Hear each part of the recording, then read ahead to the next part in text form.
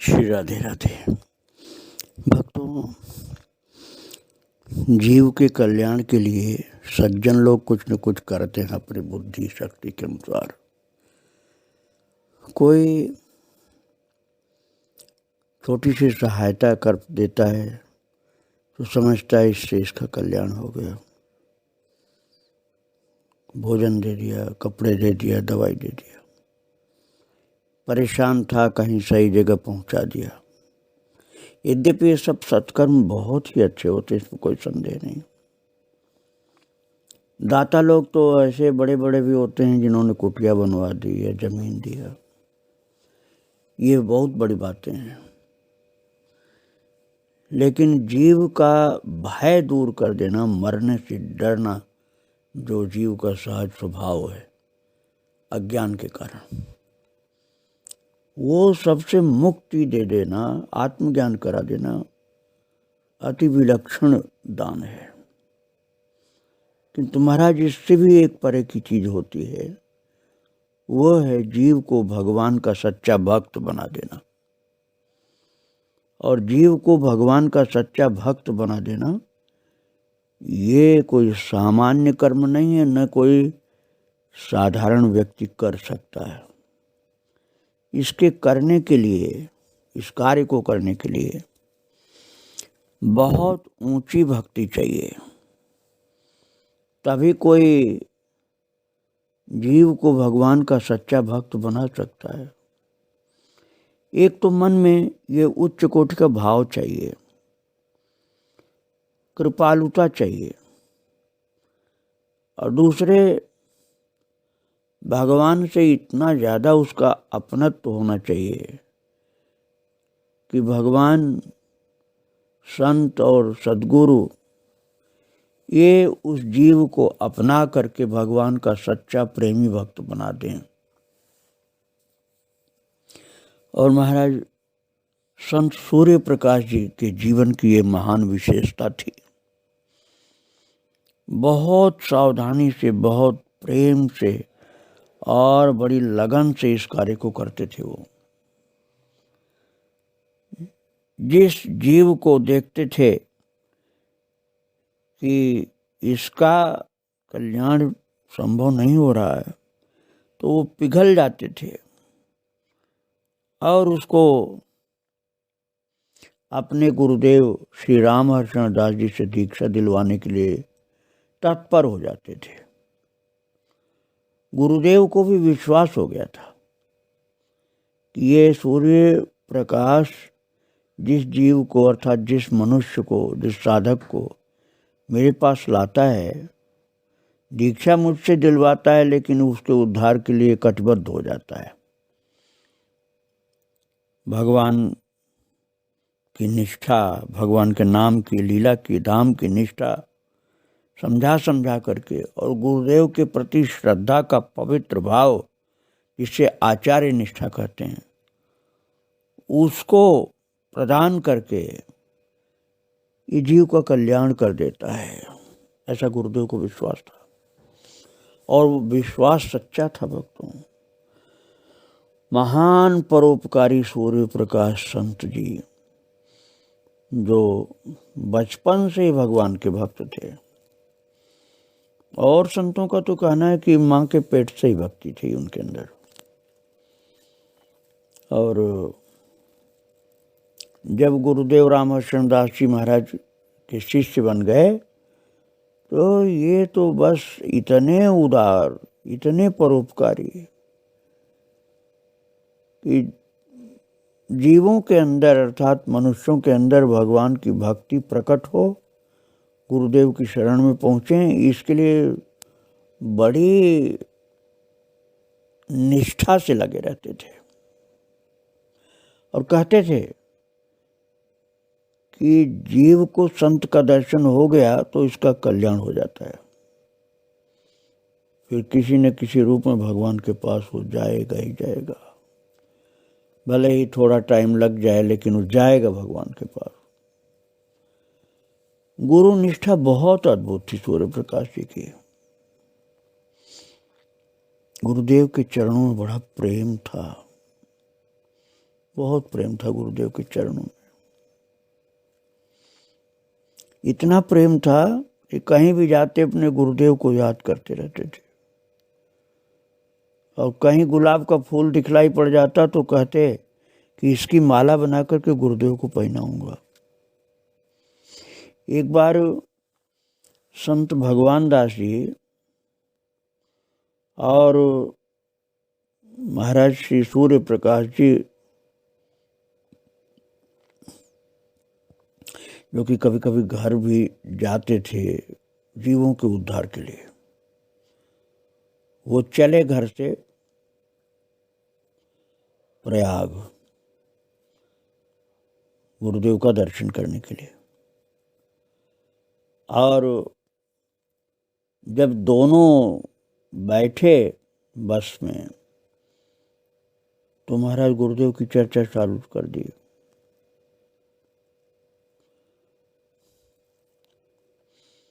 और अपने गुरुदेव की इस प्रकार से भावमयी चर्चा करने लगे कि दोनों लोग वो गुरु चर्चा में डूब गए, प्रेम विभोर।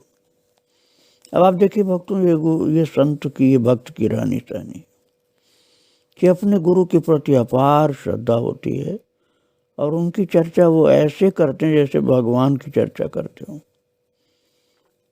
कई लोग दुर्भाग्यवश इसकी विपरीत जीवन जीते हैं, लेकिन गुरुनिष्ठ जो होते हैं, भक्त होते हैं, वो गुरु की कथा कहने में आनंदित होते हैं। और उस समय उनके पास 5,000 रुपए की ऊनी शाल थी। अब भक्तों की बात तो कम से कम 40 साल पहले की बात होगी। अब 40 साल पहले 5,000 रुपए की शाल थी। अब आज उसकी कीमत कितनी होगी आप अनुमान कर लीजिए। और वो बस से जल्दी जल्दी उतरने में शाल, वो इतनी कीमती शाल उनकी बस में छूट गई। तो गुरुदेव के पास आकर के बोले, सरकार आज मेरी शाल आपके द्वारा चोरी हो गई, अर्थात आपने चोरी कर ली मेरी शाल। तो सरकार कहते थे गुरु जी को, रामहर्षण दास जी महाराज को, सरकार अर्थात रामहर्षण दास जी महाराज जो गुरुदेव थे, उन्होंने कहा भैया कैसे, मैंने कैसे चोरी की? बोले पंडित श्री सूर्य प्रकाश जी जो संत थे, भक्त थे, वो रोने लगे और बोले सरकार आपकी चर्चा में इतना डूब गया कि शाल लेने की याद नहीं रही और बस में शाल छूट गई। तो आपकी कथा मैं इस तरह से प्रेम विभोर होकर नहीं कहता तो शाल मेरी थोड़ी छूटती। तो आपकी कथा कहने में शाल छूट गई, तो इसलिए मैंने कहा कि आपके द्वारा ही चोरी हो गई। आपकी चर्चा आपकी कथा में ही चली गई, तो मैंने आपको कह दिया। अब महाराज गुरुदेव रामहर्षण दास जी, जिनको भक्त लोग सरकार कहते थे, वो गदगद हो गए। बोले भैया शाल तो फिर मिल जाएगी, लेकिन गुरुदेव की चर्चा में जो डूब गया वो सुख कहीं फिर दूसरी जगह नहीं मिल सकता है, शाल फिर मिल सकती है, इसलिए चिंता मत करो।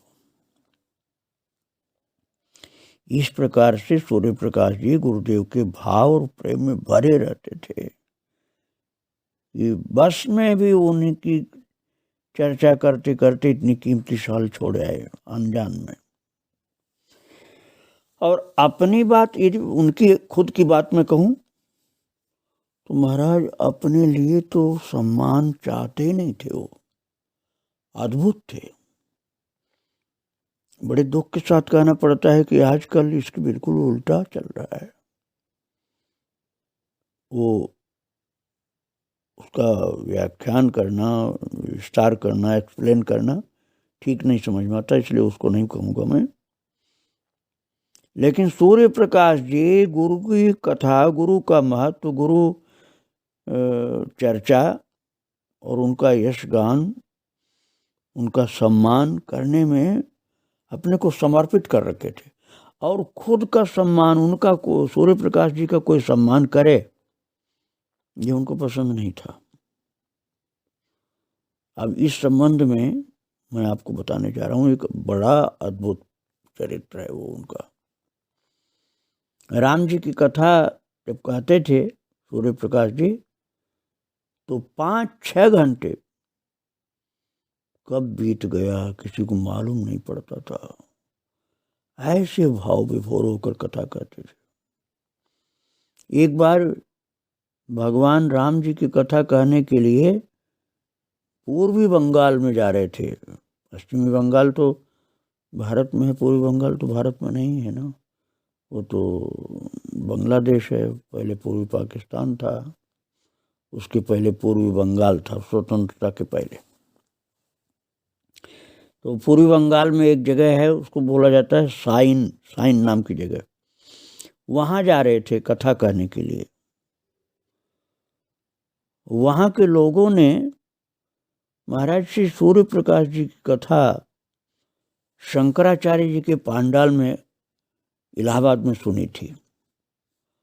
और वो लोग जो कथा सुन के गए थे यहाँ से इलाहाबाद से, उन्हीं का ये भाव इतना उच्च कोटि का था कि वे सूर्य प्रकाश जी की कथा पूर्वी बंगाल में करवा रहे थे, साइन नाम की जगह में। बहुत सावधानी से सुनना, बड़ी अद्भुत महापुरुषों के रहने की बात सुना रहा हूँ मैं आपको। तो वहाँ के लोगों ने शंकराचार्य जी के पांडाल में जो कथा सुने थे, वो जानते थे, समझ गए थे कि सूर्य प्रकाश जी इतने बड़े कथा व्यास हैं कि जिनकी कथा स्वयं श्री राम किंकर जी महाराज, राम किंकर जी के राम कथा मैंने 2 बार सुना था। एक बार काशी हिंदू विश्वविद्यालय BHU में 9 दिन, और एक बार बनारस में ही संकट मोचन हनुमान जी का जो मंदिर है वहाँ पर 5 दिन सुना था मैंने। बहुत प्रसिद्ध थे श्री राम किंकर जी। तो सूर्य प्रकाश जी की कथा सुनने के लिए स्वयं राम किंकर जी जाते थे। और वर्तमान में जो महान धुरंधर संस्कृत के विद्वान संत श्री राम भद्राचार्य जी हैं, ये भी उनकी कथा सुनने के लिए जाते थे, सूर्य प्रकाश जी की कथा सुनने के लिए। इस प्रकार महान अद्भुत राम भक्त और राम कथा के प्रेमी वक्ता थे सूर्य प्रकाश जी। और इनकी कथा पूर्वी बंगाल में 9 दिन होने का कार्यक्रम बना। तो जो लोग आयोजक थे, जो इलाहाबाद में इनका सुन चुके थे व्याख्यान कथा, राम कथा, तो उन लोगों ने बहुत बड़ा आयोजन किया था, बहुत बड़ा पांडाल लगाया था। लेकिन सूर्य प्रकाश जी की मस्ती ऐसी थी कि उनको तो अपने स्वागत सत्कार का तो कोई मन ही नहीं होता था। वो तो एक झोला लिए, अब आप झोला का मतलब ये समझ लीजिए, न अटैची रखते थे न बैग रखते थे, एक हल्का सा साधारण सा झोला जो एक गरीब आदमी रखता है, ऐसा झोला लिए थे। और बस अकेले झोला, उसमें रामायण रख लिया और रघुनाथ जी साथ में उनके। रघुनाथ जी की बात मैं आपको सुना चुका हूँ, जो भगवान राम के स्वरूप थे, उनके साथ में लिया और चल पड़े। पंडित सूर्य प्रकाश जी जब ट्रेन से उतरे तो देखा कि उनके स्वागत के लिए माला, फूल और गाड़ियां ले करके लोग खड़े हैं। इतना इंतजाम उस जमाने में था कि गाड़ी कई खड़ी हैं, माला, फूल और इनको लेकर के आए हुए लोगों की भीड़ है। तो जब ये सब देखा कि इतने स्वागत के इंतजाम हुआ वहाँ, तो धीरे से अपना मुख कुछ ढक करके हल्का सा, और लोगों की आंख बचा करके दूसरी जगह चले गए। वो स्वागत जहाँ होना था वहाँ गए ही नहीं, जबकि उतरे थे ट्रेन से। लेकिन स्वागत वाले तो सोच रहे थे वो तो बने ठने आएंगे हमारे सामने, हम स्वागत करेंगे। वो तो ऐसे धीरे से आंख बचा के छिप करके निकल गए दूसरी जगह। और महाराज अपने को बचा लिया स्वागत सत्कार से। अद्भुत थे वो। और फिर वहां से उन्होंने दूसरी ट्रेन पकड़ ली और साइन पहुंच गए। साइन मतलब जहां पर कथा होनी थी वहां पहुंच गए। सब लोग जो स्टेशन पर गए थे उनके स्वागत के लिए, वो सोचने लगे कि पंडित सूर्य प्रकाश जी तो उतरे ही नहीं, पता नहीं कहाँ चले गए। उन लोगों ने सोचा कि हो सकता है बाद में आए, या उनका फोन आए, या पत्राचार द्वारा बताएं कि क्या कारण था कि ट्रेन से नहीं आए। इस प्रकार सब लोग उदास हो करके जहाँ कथा होनी थी उस जगह का नाम मैंने साइन बताया ना, वहाँ के लिए चल दिए। जब पंडित श्री सूर्य प्रकाश जी साइन पहुंचे तो देखे कि बहुत से नवयुवक वहाँ पांडाल में लगे हुए हैं तैयारी में। कोई झंडी लगा रहा था, कोई और तैयारी कर रहा था, कोई मंच सजा रहा था, कोई रामायण ग्रंथ सजा रहा था, कोई पांडाल सजा रहा था। तो सूर्य प्रकाश जी महाराज ने एक व्यक्ति जो बहुत सुंदर मृदंग बजा रहा था और महाप्रभु चैतन्य जी की तरह से दूर से लगता था, उससे पूछा कि भैया यहाँ क्या होगा, इतनी सजावट क्यों हो रही है। अब वही पूछ रहे हैं सूर्य प्रकाश जी जिनके लिए सजावट हो रही थी और जिनकी कथा के लिए हो रही थी। तो उस आदमी ने कहा कि यहाँ श्री रामचरितमानस की कथा होगी, आप देख करके। अब महाराज सूर्य प्रकाश देख के आश्चर्यचकित हो गए कि राम कथा के लिए ऐसी सजावट तो मैंने पहले कभी नहीं देखी। तो उस व्यक्ति ने पूछा कि जानते हो कौन आ रहा है। तो सूर्य प्रकाश जी बोले कि हाँ भैया हम तो नहीं जानते, कौन आया आप बताओ। तो उसने कहा कि मानस मार्तंड आ चुका भी पंडित श्री सूर्य प्रकाश मिश्र जी, जिनकी कथा सुनने के लिए माघ मेले में लाखों लोग, बड़े बड़े संत, बड़े बड़े शंकराचार्य और बड़े बड़े जगत गुरु पहुंचते हैं कुंभ में, वो सूर्य प्रकाश आ रहे हैं कथा करने के लिए। और सूर्य प्रकाश को बता रहा वो आदमी। तो सूर्य प्रकाश जी बोले कौन सूर्य प्रकाश। वो बोला प्रतापगढ़ के रहने वाले हैं। तो सूर्य प्रकाश जी बोले अरे मैं तो उसको जानता हूँ। ऐसे बोले अरे मैं तो उसको जानता हूँ, वो क्या संत है, क्या कथा करेगा। और महाराज ऐसे ऐसी निंदा करने लगे जो शब्द मैं नहीं बोल पाऊंगा। सूर्य प्रकाश जी स्वयं अपनी निंदा करने लगे, अपनी कमियां बताने लगे। यहाँ तक कह दिया वो तो बहुत ही बेकार आदमी, बड़ा धूर्त है। आगे मैं नहीं बोलूँगा क्या कहा। और ये भी कह दिया कि कथा वथा कुछ नहीं कर सकता, वो क्या कहेगा कथा। और जब सूर्य प्रकाश जी ने अपनी बुराइयां करना शुरू किया तो महाराज वहाँ की जनता ने घेर लिया इनको। ये कौन नास्तिक आ गया जो महाराज सूर्य प्रकाश की बुराई कर रहा है। और नवयुवक लोग जो पांडाल में काम कर रहे थे, सजावट आदि का इंतजाम, वो सब घेर लिए सूर्य प्रकाश को। और बात इतनी बढ़ गई कि सब सूर्य प्रकाश को मारने के लिए तैयार हो गए। अब देखिए, आप ये कोई अश्रद्धा वाली बात नहीं थी भक्तों, ये श्रद्धा की बात थी। क्योंकि जिन महान पुरुष की चर्चा, कथा, प्रवचन सुनने के लिए लोग इतने भाव से तैयार थे, उन्हीं के सामने उन महापुरुष की बुराई हो रही थी। तो बुराई करने वाले को खराब मानकर वो मारने के लिए तैयार हुए। उन्हें नहीं पता था कि यही सूर्य प्रकाश हैं। वो सब घेर करके थप्पड़ों से मारने वाले थे ही। और सूर्य प्रकाश जी नहीं बता रहे हैं कि मैं ही सूर्य प्रकाश हूं। इतने में वो लोग पहुंच गए जो जसीडीह स्टेशन पर स्वागत करने के लिए गए थे और जिनको वहां से निराश होकर लौटना पड़ा था। उन सब लोगों ने पंडित सूर्य प्रकाश जी को तिलक लगाए हुए देखा तो सब साष्टांग दंडवत करने लगे उनको, जो गए थे स्वागत के लिए। अब जो मारने को तैयार थे वो लोग पूछे ये कौन है जिनको आप दंडवत कर रहे हैं? आपको मालूम है सूर्य प्रकाश जी को कितना बुरा बोल रहा था आदमी, आप इसको दंडवत कर रहे हैं? तो स्वागत के लिए जो लोग गए थे, जो अब दंडवत कर रहे थे आकर, उन्होंने कहा अरे तुम लोग पागल हो क्या, तुम इनको मारोगे? अरे मानस मार्तंड पंडित सूर्य प्रकाश जी यही तो हैं। और इतना जब जाना लोगों ने तो लोग शर्मिंदा हो गए, सिर झुक गए, आंखों में आंसू आ गए और बोले महाराज हमें माफ कर दीजिए, हम आपको पहचान नहीं पाए, हम लोग तो आपको कोई गलत आदमी समझ लिए थे। और महाराज अब आप समझिए कैसे अद्भुत पुरुष थे। फिर वहाँ 9 दिन कथा हुई। कथा में सब लोग प्रेम से सराबोर हो गए। जितने युवक थे वहाँ सब लोगों ने दीक्षा ली